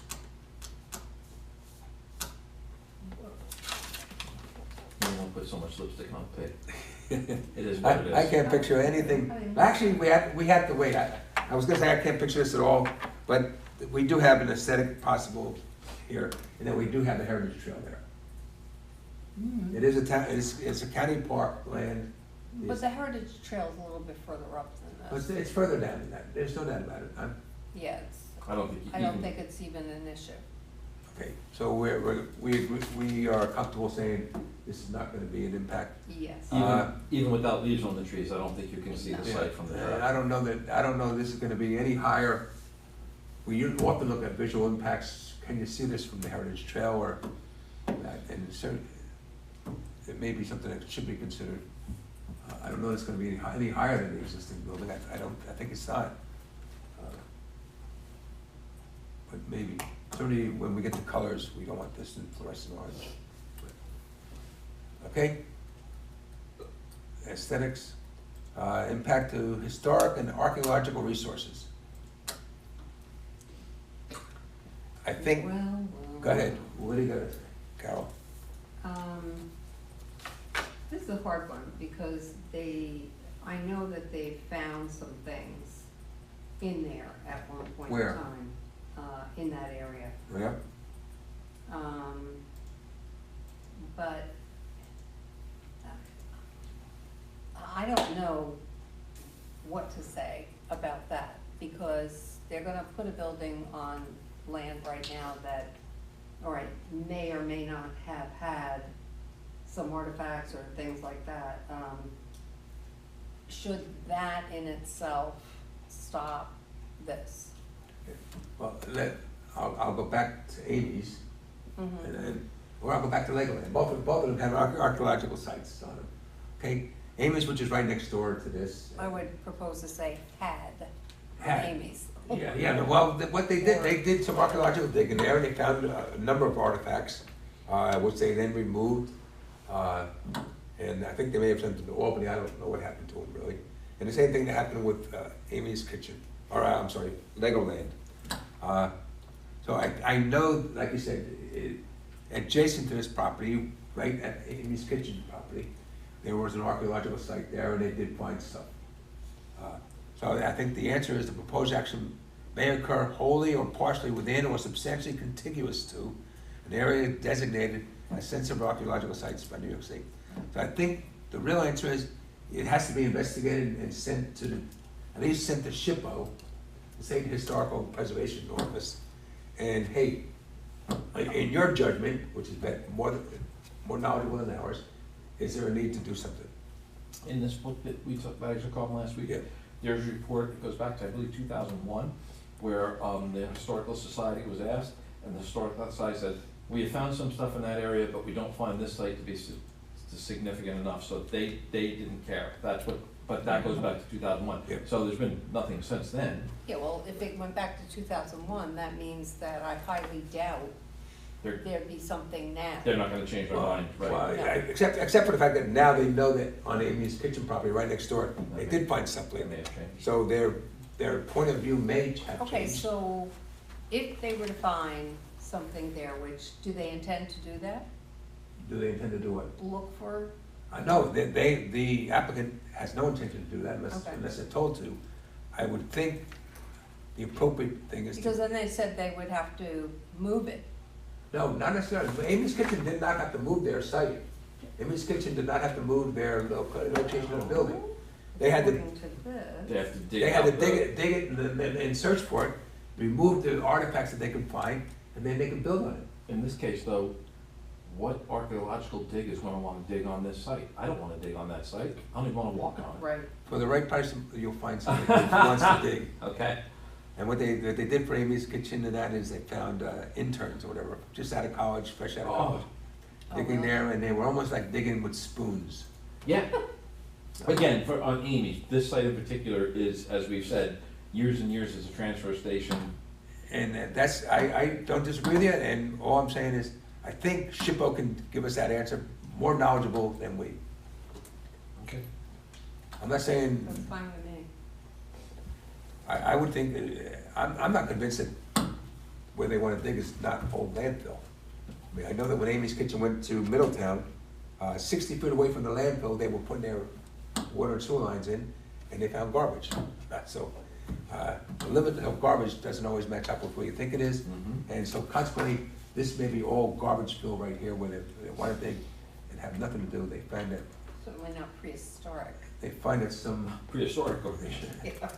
somebody's been buried there a long time ago, from somebody from New York City. But anyhow, I think that just a simple referral to SHPO, I think would cover us. Especially since we know that it was right next door. All right, anything for open space and recreation? No, No. no, How about in critical environmental areas? I don't think that this is, no. critical environmental areas is actually a designated site. Okay, so impacts to transportation. I think that we covered that. I think we covered that, but I think this is a significant area, and it is in here also about the intersection with Hartley Road and about 17M. I think the only thing I added to that was that possibly if they do nothing more than paint the stop lines further back, it would make an improvement, I think. Mhm. And that's a relatively low-cost improvement, I think, that would help save our road, save that intersection. Agreed. We only repaved that whole road within the past 2 years, and that corner's definitely gone. You know, that withstands so many heavy vehicles Yeah. every day. Sure, what are they saying? And then you have plowing in the winter, Yep. which destroys the macadam. Yep. They're showing at least 36 outbound trucks a day in that direction, probably. Crazy. Okay, impact to energy. I don't see anything with that. John? I don't see anything either. Somehow it seemed like it just would make sense if they made it solar out there, but they can gain some energy, but. I think that's gonna, the master plan, and that's something that Phil wanted, green sustainability and stuff, so. All right, number 15, impact of noise, odor, and light. All right, proposed action may produce sound levels above the established Anybody think it might, A is where I'm looking at, do we think this noise might go up? Well, I live closest, I think, of all of us, and I'm up on the hill on Howard Court, so Mhm. I'm almost line of sight to this. And I have not heard anything so far as their trucks. They don't slap a tailgate, which is what I'll hear at the landfill when they bang. So I just think the nature of their trucks is not a noise issue. Now you're gonna put them inside a building, that'll make it even less of a noise issue. And also, unless a truck is out there with a Jake brake, you just don't hear them, so I don't think noise is the problem. Okay, let's go down to, we're not gonna do any plastic, I don't think. No. Proposed action may result in routine odors for more than 1 hour per day. Or we're talking about the building or the operation? We're talking about this project. So, when we say the project, we're talking about building the building, or? No, we're talking about this project at the, After. Once this it's in project, operation. right, during construction and post-construction. I mean, during construction, any noises would all be temporary, for a couple months while they're Yeah. building. It was just, you Mhm. can't get away with, you can't get around that. And odors, I don't know. Odors. Well, we were just saying, they've Yeah. got Glade cans, and they're just gonna, this manual system, I was intrigued, just boxes and boxes of Glade. So, Poopery. I think what we're saying is, there certainly is I think we believe that there's going to be odors, that there are odors already, and that the odors, But If won't you- they be minimal outside as compared to inside? except that I know that Chris is not going inside ever, and he's smelling it, he's complaining. I will tell you that I've heard complaints, like I said at the last meeting, I've heard complaints about people driving Hartley Road and smelling it, and Chris is confirming that. When it's wet, when it rains. And you had said there's a day where they come and they pull leachate out, and it's probably worse then, but, just the rain alone. Yeah. When the road is dry, it's But if you're passable. going to drive down a road Mhm. that has a garbage facility on it, you need to expect that there's going to be a scent somewhere. I'll give you that. And the thing was this though, the detour, we got the detour going. I know, but it's totally unreasonable to think that you're going to drive down a road like that and there'll be no sense. No, Sense meaning No, I'm not talking about odor coming off the site. I'm talking about the odor that you get is from when the trucks, they drive through the stuff on the site, again, not the applicant's fault, nature of the business. So the tires bring out this, what I said is leachate, okay, and it runs out on Hartley Road, and you've got a week of this, and it doesn't rain, and it dries, and it's fine. And then it rains, and then you drive through it, and you pick this up on your vehicle, and you drive home with it, and you can literally, right, you're like, what is that stink in my driveway? And you have to wash your truck off in the driveway when it's really, really bad. Yesterday wasn't that bad, although I did take my truck to the car wash today, because I was like, this looks terrible. I'm saying that, although yes, because I know the road, I avoid it when it's wet. People that don't know the road won't avoid it when it's wet.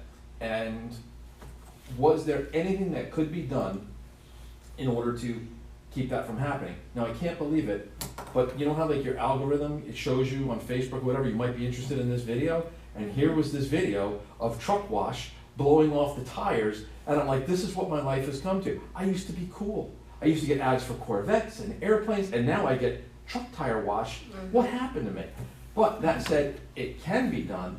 I'm not saying this applicant's going to do it, but is there going to be an odor? Yeah, there's an odor now, there's gonna be an odor then. If there was something that could be done to mitigate it, I'd like to see it done. I don't know that I have any power to do that. So I think, Well, the project needs to look at it, right, Carol, I'm sorry. A lot of the huge construction companies, when their vehicles and big heavy equipment comes back, they do have areas that they power wash these things. Mhm. And they get all the grime and grit and mud off. So that when they go out next time, they're not spewing it all over the place. Mhm.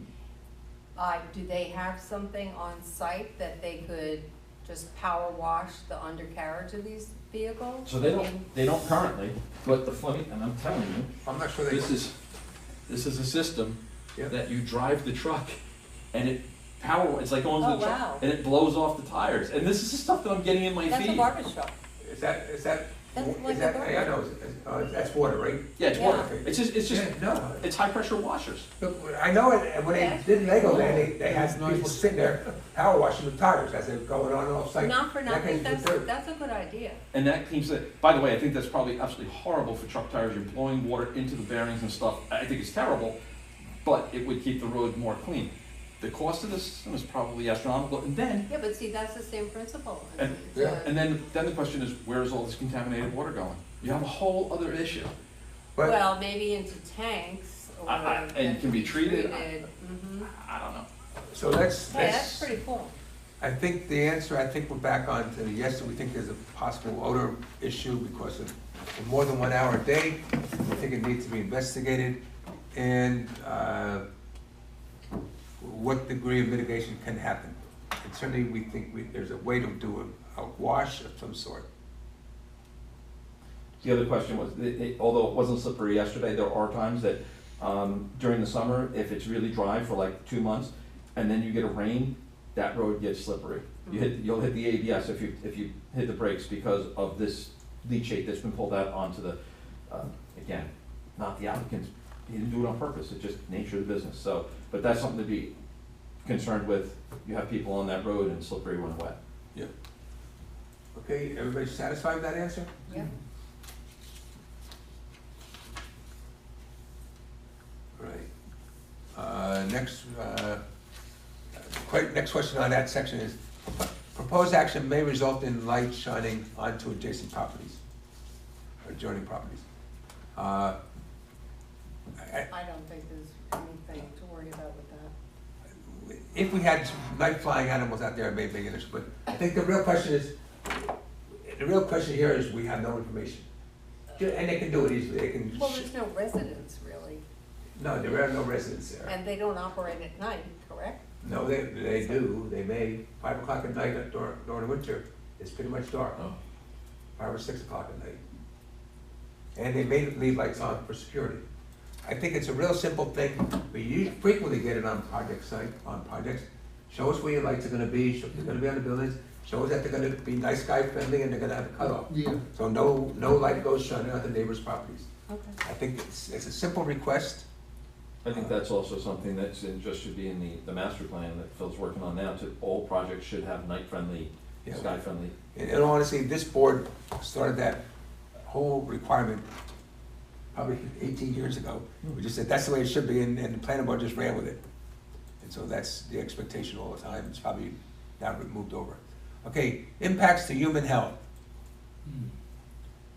Well, that's a bag of worms. All right, so you wanna go into individually? I thought maybe, I had a question mark on A. Proposed action is located within 1,500 feet of a school, hospital, or licensed daycare. So I don't think it is, but my question is, what's the distance between this property and the new psych center location? Oh, that was in one of the maps. And I don't, it's probably here. Yeah.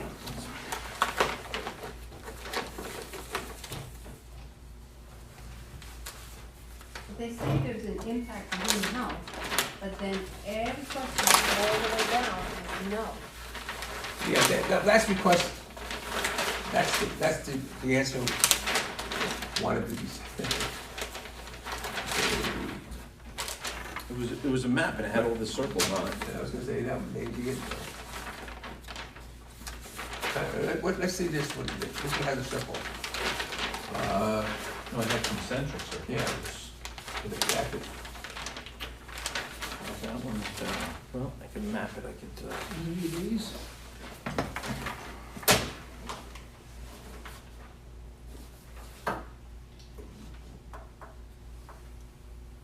Wonder what that one is. Except this is supposed to be.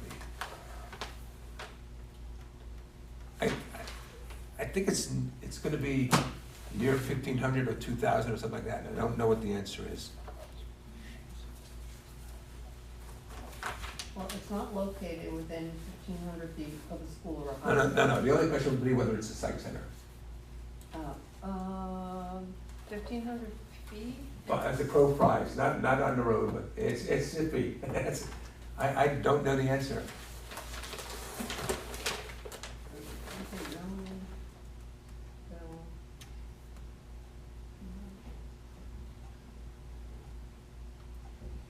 no. somebody give me a meters, it's 1,200, it's 1,200 meters. 1,200 meters, anyway. I So don't know. give me the meters to, 700 feet. I cannot, 3.9. I cannot figure out That's a meters. guess. or Nah, but anything. there's an app for it. All right. I got it. You got it? Okay. It's 3,966 feet, 4,000 feet. Okay, 4,000 feet, we're over. Good answer. Good, so we're over, we're not within 1,500 feet. Okay. Next one down, C. There is a completed emergency spill remediation and/or completed environmental site remediation on or adjacent to the site of the proposed action. Like, that goes back to, they had those two incidents. Their answer to that question was basically, yeah, we had an incident and we took care of it, but it doesn't show, I didn't see anywhere that they showed a spill remediation plan right now. Now, I looked constantly for emergency plans, and I don't see any plans. It refers to, we have one, we developed one, but it's not included in this that I see. And it said, we have one and we'll share it with the local fire department. That's what it said. Right. It didn't say what the plan was. I agree. So if it is already written, then the plan should go to the Goshen Fire Department. If it's not, and I'd like to see the GFD involved, I'd like to see the chief sit down and make sure that they're on the same page. I think there's a number of people should be, all right, emergency services should be involved in that. Okay. Okay, so I think the answer is, I think Kelly had it down right, number 16C is small or moderate, it's just at least a small impact, and we don't know exactly what is involved in that.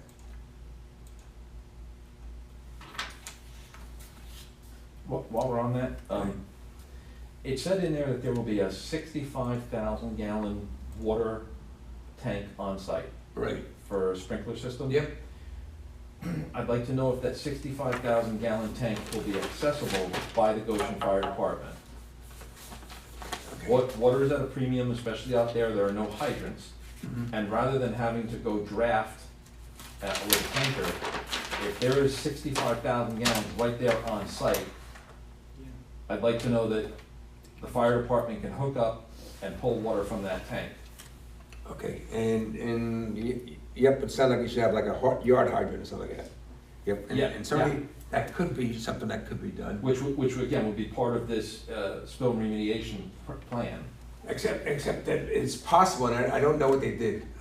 It's possible that they just sized that for the sprinkler system. Basically, sprinkler systems have to have enough water, I think, in general, so that they can run with the maximum number of heads that are gonna go up during an expected.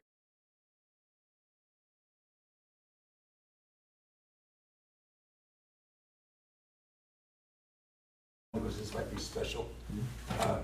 But, so the question is, if this caught fire right here, how many sprinkler heads are gonna go off? If it's gonna be 20 of them going off, and that would be something along the line of 6,000 gallons. 6,000 gallons, 600 gallons a minute?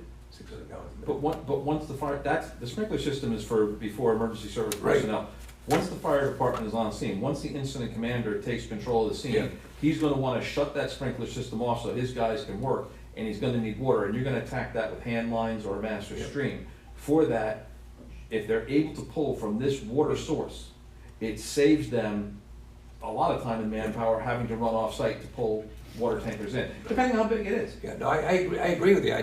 I'm only questioning whether or not it would need to be upsized to be able to do that. And I'm happy with that. I Otherwise, mean, 65,000 gallons, that's a lot of gallons for a hand line, you know, you can. no, hand lines, no, we're not talking, it's not gonna be the hand lines for that, I don't think they're doing the hand lines. Well, I'm saying, Not talking about it, yep.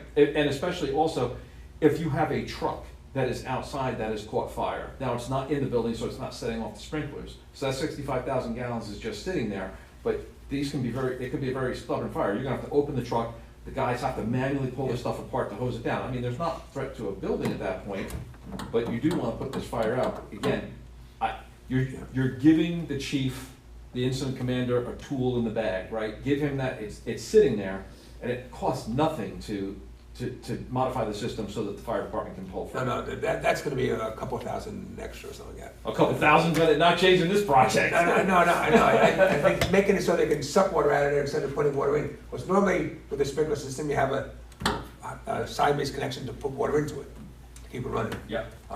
So yeah, certainly I think that should be investigated. As to whether or not it makes more sense to do that, or whatever the fire's fighting has to happen. Yeah. And I assume they don't talk about it, but obviously I think there's gonna be a fire pump there also. Well, they would have to if they're running a sprinkler system. Yeah, and off the tank you have to, but there is no indication as to where it's located. I assume it's gonna be in that mechanical electrical room. So the idea of an electrical or a fire pump in an electrical room sounds funny to me. Yeah. I'm not so sure, I haven't seen it before, but And would the town engineer have to sign off on that system? that should be our building inspector, Okay. who will probably have help from our, the architect we use, but, Mhm. or the fire department. We have at least one or two guys who are affiliated with the fire department too. So are you still on 16? We're still on 16, talking about the emergency spill. We think that the emergency spill remediation or environmental site remediation or whatever, all that needs to be considered, even in relationship to what's. But even what Kelly says is important, what I said from the very beginning. Okay, go ahead. They've responded no to all of these things, but, do you see what she says here? Yeah. The fact that they answered yes Yeah, says that it could be potentially moderate to large impact. yeah, And they're basing that on the question that they said yes, but then no to everything. yeah. Sure, so basically what we're saying is, we're not looking at their responses entirely, we're looking at what we think might. Right.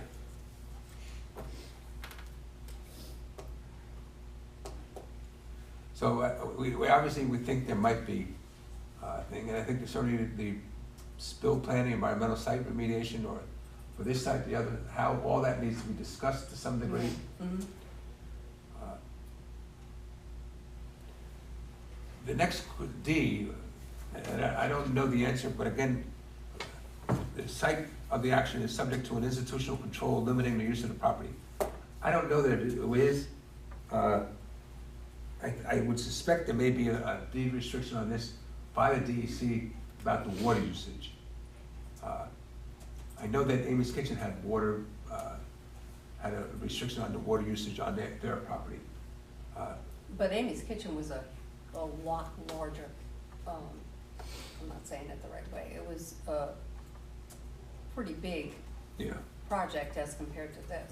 Yeah, but the deed restriction on it, or the institutional control limiting the use of the site or use of water in that case, was it because the DEC was saying, because of the landfill, we don't want you using the groundwater for much of anything. And I'm not so sure that this doesn't have that kind of a thing. I just don't know, and so consequently, I would say somebody should do a search to find out whether the DEC has had any kind of restriction on additional water being used. Can you take the water out of the ground, and is it safe enough to put on a fire? I don't know the answer. You can picture the fire spreading because of what you put on it. But you know that too, right? One sec. I don't think it is, but that question should be looked into as to whether or not there's an easement or deed restriction placed on it by the DEC under 16D. The proposed action has adequate control measures in place to ensure that the future generation treatment or disposal of hazardous waste will be protective of the environment and human health. Everybody happy with that as being no or small? Yes, yeah. The proposed action involves construction or modification of a solid waste management facility, and obviously the answer is yes, it will. Is it smaller or is it small or is it moderate? I don't know. The only reason that this is possibly more complicated than this little project is because it's adjacent to the Altori landfill. If it was a standalone thing, I think it'd be relatively minor. Anybody? What does the Torrey landfill, how does that change it? How does that change this site? I mean, Well, we know that on the Altori landfill, we have leachate leaking out, going places that it's not intended to go out.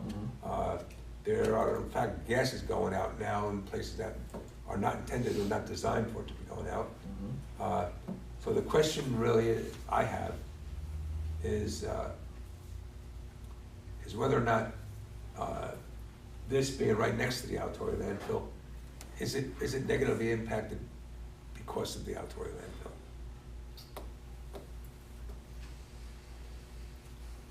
well, whether this site was here or not, the Altori landfill would still have leachate and it would still have gases. Yes. So is having this site here increase that leachate or those gases? The question I have is, no, it's not gonna increase, I don't think it's gonna increase at all. I think they're gonna be in better shape than the Altori landfill as far as adding, they're not gonna add to it as much. Right. I think the question there is whether or not, when they do something, they're going to open up an avenue or open up a way for leachate to run that wasn't so obvious before, or anything else that might be associated with it. I could see that if back to the stormwater, if we're changing water pathways and such, that goes back to the SWIP, right? Yeah. I think they really should have the SWIP in place. I don't see. I think they have to consider all their waste, stormwater going off the site, whether it's new or whether it's the existing. We have no idea where that water is going, I agree. and the quality of that water. Well, it's better to look into it and say no Yes. than not look into it and then have a problem And then Later later. on, whoops, They we got say, a oh problem. my God, Yeah. yes. Isn't that what a SWIP would do? That would, yeah, so. Yep, so Can we ask for that? We want a SWIP, we don't care if it's under. we believe it needs to be, all stormwater on the site needs to be considered, existing and additional. I think we can say that. We're gonna get pushback on it, but I'd like to say it. yeah, okay. The proposed action may result in the excavation or disturbance within 2,000 feet of a site used for disposal of solid. That's a definite yes. Whether it's a major impact or not, we don't know. think at one point somebody was talking about the possibility of them doing like a soil survey or an exploratory drilling or something like that. If they did that now, it may answer a number of questions. That, hey, you're not digging into solid waste that somebody never told you about. Well, and just what you were saying about the gases also, what's trapped underground now, and I didn't realize that they're gonna dig so deep for that, for the trailer to go in. So, yeah, if you're down there 10 feet, you very well may be tapping into ground gases, right? Yeah. That you could be letting escape, Yeah. explosive gases, Yeah, so. so that's the very next question. The proposed action may result in the migration of explosive gases from a landfill site to adjacent off-site structures. That's a big guess. Yeah, maybe. Well, I mean, Yeah, no, that's gotta be monitored. I agree, and in fact, you know, we do things with other gases where we end up running pipes from below the slab up so that we don't capture the gases there, and it doesn't come into the building. They may want to do something about gas that might be caught underneath the slab. Back to you said doing drilling, if they were, I'm not a builder, I don't know, but it would make sense to me if you go out and you do some core samples and find out, do I have gas trapped in the ground back here before I put a shovel in the dirt? Because once you start pulling out yards and yards of material, you're gonna try to cap it again? No, we better to drill first and find out, do we have something in there? I would think so. Can we recommend they do that? Yeah, I think we're asking for some kind of exploratory examining or exploration of what might be I there. would just hate to think that this is just way too much common sense. And some engineer says, that can't be done. Why not?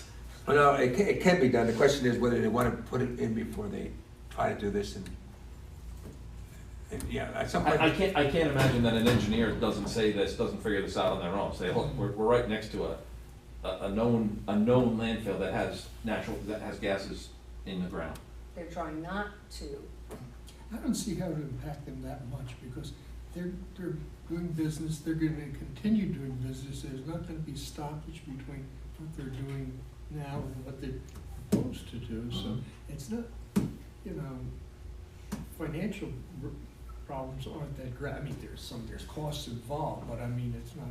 Once the building is built, then they're fine, but during the building, I think, like you said, once you start unearthing all that stuff. I mean, you put a shovel in there, you lift out 4 yards of material, and somebody goes, what's that smell? It smells like Yeah, methane. yeah. Well, guess what? Had we drilled, we would have known this was a problem. You know, On the other Maybe hand, like Kelly said, that should be something that someone looks at all of this. Yeah.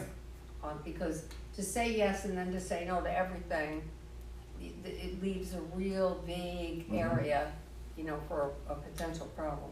Yep. So that's what I suggest as an ERB, to look more into Mhm.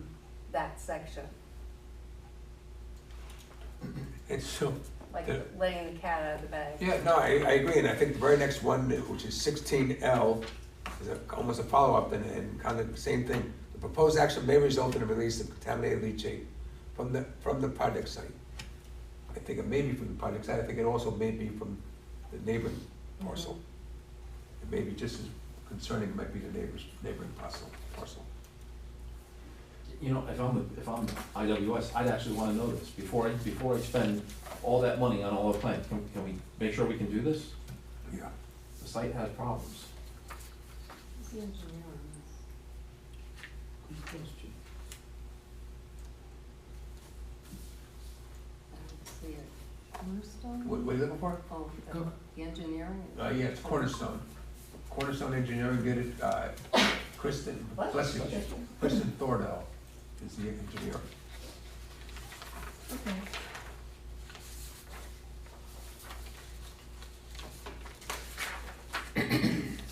Okay. Anything else on this? Can I, on 16G, Let's go 16G. I just, Yep. back to, I just wanted, I think I said this earlier, but I had a note here. The construction by its nature, we're gonna disturb the earth and any contaminants that are found in it. My concern, dust and microparticles need to be kept on site, so, I think it's probably common practice that they have a water truck and just to keep the dust down. But for safety of the workers and anybody traveling nearby, because, excuse me, quite frankly, we don't know what's in this ground. And this goes back to testing. Listen, you come back and tell me it's beach sand. I'm good. I play in beach Well, sand, what are that's they gonna fine. do with all the fill though they take out of there? Well, this is the other question that we have. That was certainly a question of, so what is the quality of that fill? Yeah, where's it going? Sure, and based on the quality of the fill, that may have to go to a hazardous waste site or whatever else. Though it is weird, because I think that when you get to soil that's contaminated by soils like gasoline or something like that, what I think they do sometimes is just leave it out in the open and just let it evaporate out, let it evaporate for a year. That's not like I would think you'd do it, but I have seen that done. Yeah, so see, I think probably that impact of human health is a big question mark, and the potential is huge. I can picture people during construction having to wear a different type of mask. Respirators? Yep, different type of respirator, and that certainly may be for the people working on site. And it may be significant enough for people coming on the site, driving on the That's a site. big push for employment. Yeah, and again, we're not, as you said before, we're not digging in a farmer's field. We're digging in what is Right. probably and potentially a very well contaminated site. Once again, not blaming IWS, nature of the business. So if you're telling me you're gonna dig down 10 feet, I would like to know that it's clean dirt all the way down to 10 feet. If it's not, it needs to be remediated. I can't think it would be clean, I can't think so either. no. But you know what, if it's But if they motorable, keep the fill on the same property, then there isn't that much. There is certainly, DEC does allow that in some cases, McBride's, when they worked on Right. McBride's here, Mhm. the soil was contaminated there bad enough that it had two choices. Take it to a hazardous waste site or leave it on site. That was the two options, that was the only two. how does leaving it on site help anything? It doesn't move it, It apparently. doesn't move it, and it like mitigates getting out anywhere else, and over time it will just settle and. No, in fact, that was gonna be residential down there though. Right. In that one, But yeah. going back to that, again, my concern is that during the summer months, every construction site becomes a dust bowl, and that's just how it is. Once you aerosolize those contaminants, and they could be heavy metals, could be lead, could be whatever, the construction workers, they're exposed to it, but also anybody driving by, and listen, that dust can drift up into my neighborhood. Yeah. So, Yep. I think I'd really, really like them to test that ground before they go disturbing it. And possibly during disturbance. Yes, Because exactly. 1 foot down may be different than 3 foot down. All the way, wherever you're disturbing, I wanna know it's clean all the way down. Yep. Okay. The underground aquifer, from what I've read, it is not the same aquifer As what? as the Turry site. Maybe, I don't know the answer to that. I will show you, We looked at this last week, and let's just see, this is the potential environmental hazard areas. Here we are. I think that's the wrong answer. in the paperwork, it said, and I couldn't believe it, That's wetlands, I'm sorry, this is wetlands. No, this is aquifer, no, this is aquifer. They don't show that it's being a different aquifer. but I don't think this project would get low enough, get into the ground to hit an aquifer. Right, if it did, it'd be a whole different Well, issue. I'm not sure how low you have to go to be into an aquifer. I think by definition, the aquifer means that anything that falls in that area goes to a common water source. Underground water What I'm source. concerned with is they're digging, and now, like, the hole gets water in the bottom of it, because you hit the water table. If that is water coming off the Turry site, that stuff's toxic. Yeah. And again, you're not going in there unless you're in a hazmat suit, and you've got construction workers in there. I think I'm concerned about, I don't even know that guy, and I'm concerned about him. And he has no way of knowing this, because he's just a guy hired to do a job. Yep. So who's looking out for him? Well, if nobody else, then let it be me. I'd like this site to be tested. You Yeah. have to go pretty far down to I- the aquifer. And I agree with you. Why? Why do you say that? Because of the way the wells are put together. You have to go quite a ways before you can hit a viable aquifer. I don't know. I don't know enough about them. I think, I would have said no, because Because certainly, what is your normal well depth? Didn't hit water on my property till 100 feet. I had 160, which was fine for quite a while, until they put those developments in. Then it went to 500. Wow. yeah, I know just over the hill from you, it's 500, 700. Yeah. To hit good water, good enough water. 25 years, it was perfect at 160, with the same draw all the time. But we do have wells in town that are But 30 just feet failed. deep. I would feel very uncomfortable with that. I don't disagree with you. I wouldn't eat The that. deeper you go, the better for me. Sure, you the know, more likely it's gonna be not contaminated. Right. Pure, right. But I, My question just was, how deep is this construction? Because I couldn't find that yeah, anywhere. they did not give that, I don't think. And so long as we're not digging into or getting close, I'm not a hydrologist, I don't know. Yeah, Are we getting close well, enough I that that's a don't problem? Think, Okay. I don't think so from what I saw. Well, I think somebody needs to answer that question for us. How deep does it go? And how deep does the construction go, number one? Number two is how much of a risk is any of this Well, do they have a construction? well on site now? Yeah, they don't use it, it's contaminated.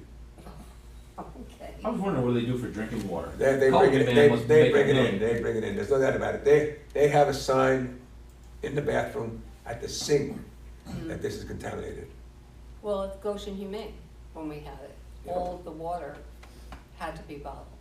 We couldn't use any water by the police station. Well, that was MTBE for a while. Yeah, well, oh my yeah. God, we couldn't use Yeah. any water out of the sinks, Yeah. nothing.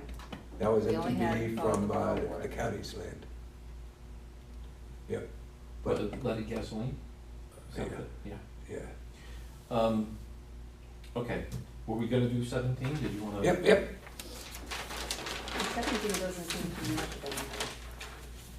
Yeah, the rest seem pretty easy, I thought. Okay, anything, consistency with community plans. My notes were that it's correctly zoned and the immediate surrounding properties will not be affected by construction or operation. Right. The question there became the truck traffic, once again. So yeah, I think the answer is yes, it's zoned industrial, so this is the only spot in town where it probably is appropriate. Yeah, it's right, I think it's right where it's supposed to be. Yeah. Yeah, and consistency with community character, 18, it's the same thing. It's the same thing, it's right where it's That road supposed has to no be. character. The only other note that I had, and John was talking about this just before the meeting, was this increase in truck traffic. By my numbers, and I think you might have been better at this, Neil, I have an increase of 15 inbound and 9 outbound trucks per day. They're Page showing, E2 showed an increase of 48 vehicles per day. Is that E2? yes, they did. Okay, 48 vehicles a day, condensed down to 6 to 8 hours. Hey man, that's a real increase. But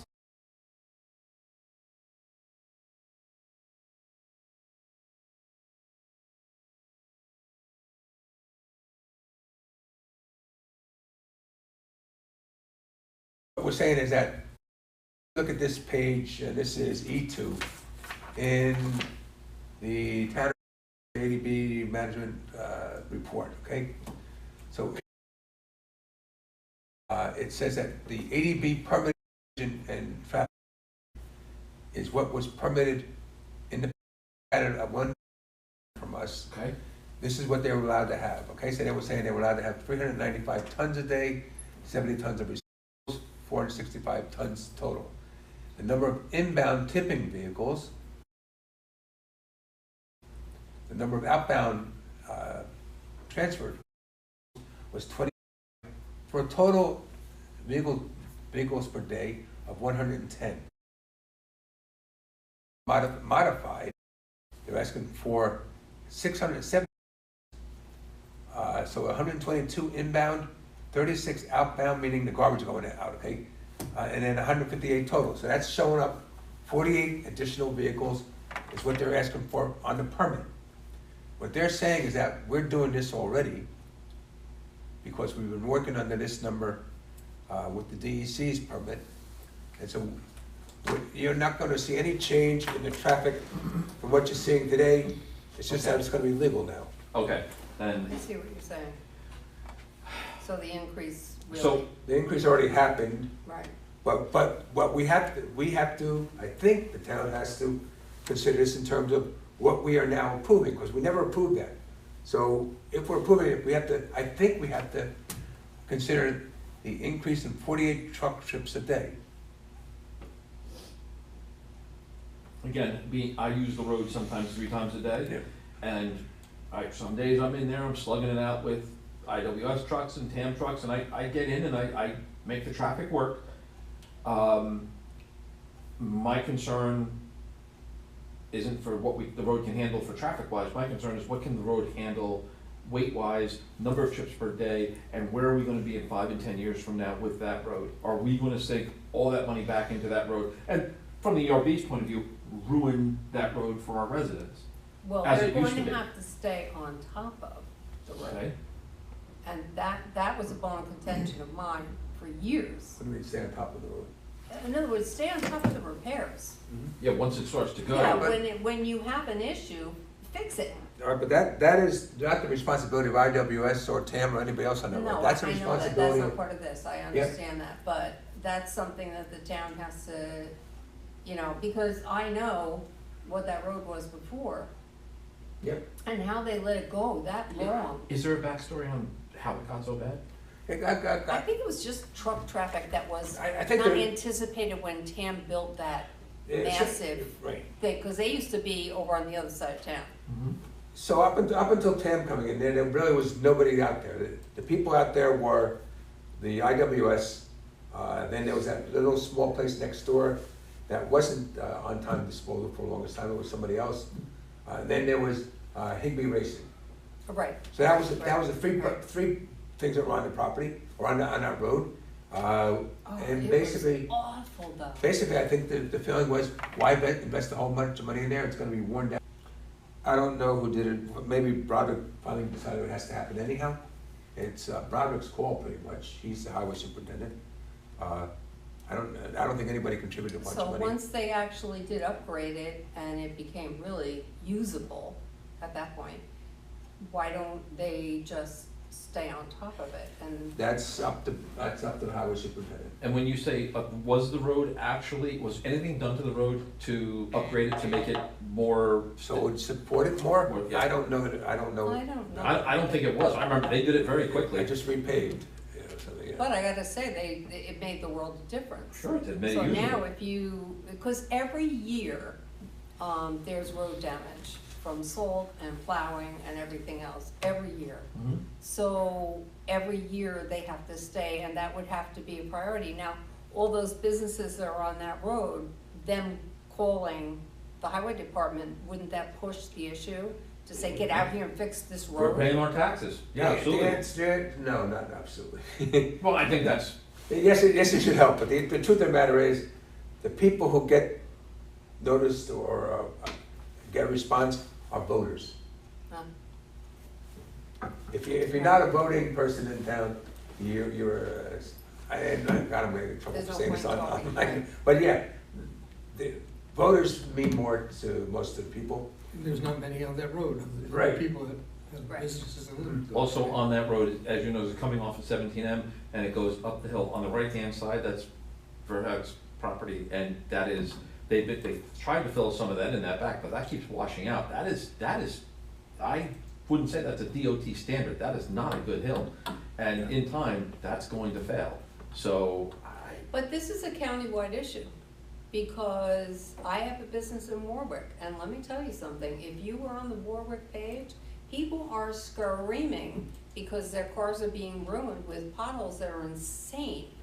Potholes are always this time of year. this time of year is Yeah, always. exactly. Yeah, and it's because of the freezing thawing and that. Is there any way when, if in fact they get their approvals, that you can bond any kind of repairs or percentage of amount of cost to make it? I think the answer is no, you can't have a road impact fee. I think the only impact fee you're allowed in the state is a recreational impact Yeah, fee. they would really scream at Yeah, that.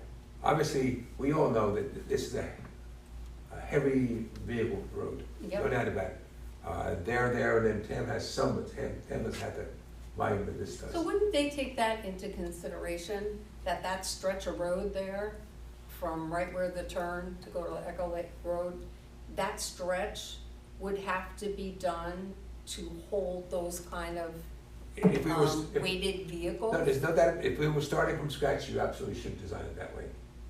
But we haven't started from scratch, we started from 30, 40 years ago. From problems, yeah. And at one point in time, it was I probably, hated that it was road. probably an old farm road. Yeah, That was the cow only thing paths, I- right? I yeah, call them yeah. cow paths, they were all cow paths Yeah. at one point, right? So You I go think back at some far point in enough. time, we didn't build any roads to handle that kind of weight. And vehicles are getting bigger and bigger. Yeah, but it was almost like a cow path with blacktop on it, Yeah. you know, But now, it was. to do it right, you probably have to dig down deeper, put down a heavier base, a thicker base, and then I some wouldn't say base. that. I would say just put enough blacktop on it and I, build I, it That's up. an I engineering will tell question. you that we have a problem on Subway Avenue, that we Mhm. keep on putting more and more blacktop on top of it, and it keeps on sinking more and more and faster and faster. Oh, wow. Yeah, So but how can you change that? What, you can dig up all the blacktop and then do what? on Subway Avenue, we haven't come up with an answer. Hmm. You find a strong point over here, a strong point over And there. bridge it almost, Basically yeah. bridge it. That's the, you need That's- the Army Corps of Engineers, this is what they do. Yeah. They make roads in swamps, but My brother, there you my go. brother built the bridge, during the Gulf War that had to go across the Saba River. There you Yeah, are. he's an engineer. But He's colonel. that's how you fix those problems. When And this- if yeah. you're the US government and have unlimited funds, it's Well, not there bad. you we- go, there you go. Okay, so, That was a the- difference. so the answer is, that road's gonna be taken care of by the highway superintendent as needed. Neil, what's the next step in this? We make This, I think that Grace is going to have this by Thursday night. You're gonna have this, she's gonna work like crazy to do this, because these minutes have to make it to the, it's not my fault. how much stuff can you put on this? Look, I didn't do it, the town board needs this by Thursday night. They can, the town board can also watch this video. Well, that's why it's being recorded as well. Pardon? That's why it's being recorded as well. Yeah, so they can look at it now, maybe the town boards, like to believe the town boards are watching, but, I don't think so, Well, I personally think we did our job. I think so. So I do have some other stuff, another thing, we're not gonna go into it tonight, it's more on site plan and other things. Okay. Good. Okay, we had to get through this, and thank you very much. Oh, wow. Thank you for everybody coming out on a special night. Really wish he would go big, because he always has insightful Oh, comments. yeah, Yeah, yeah, he has a different point of view. Yeah. Is there, Maybe not. you said you have other things, are these other projects, is there? No, I mean, other things on here. Still on IWS? Yeah. Still on IWS? Sure, not WS. Holy cow. I was going through through their other project, and. They're not actually making me build this thing, are they? Pardon? I feel like I'm gonna be out there with a hammer building this thing pretty soon. No, it's just, some of the stuff you talk about, stormwater and that is a good example of it. But anyhow, there's a number of other things. All right, so is there anything else that we should be getting ready for the next meeting? Do you want me to hold on to this book? Should we read more? You can either hold on to the books, or I'll take the books for now. You can take the book Okay, then, good. because I've read it. You want the books? I don't need them all, but I'll take one, I'll have one complete set, that's fine. Grace, All right, did then you do- want to pick something up? Facility manual and engineering report? I got the facility manual and engineer, I have that, one set of those already. No, he. You don't need Neil any gave us more? Oh, I didn't, yeah. Good. So, for our next meeting. For our next meeting, I have to look at the agenda. Basically, what we usually do is, everything that the planning board's gonna receive next time, we're gonna look at that. What was the one new one? There was one new one we got now, just recently. I'm sorry. A new project The coming. planning board? Yeah. I can tell you, hold on 1 minute. I'm sorry, I have too many boards, can't remember. I know. I'm surprised your head doesn't hurt half the time. You can stop recording.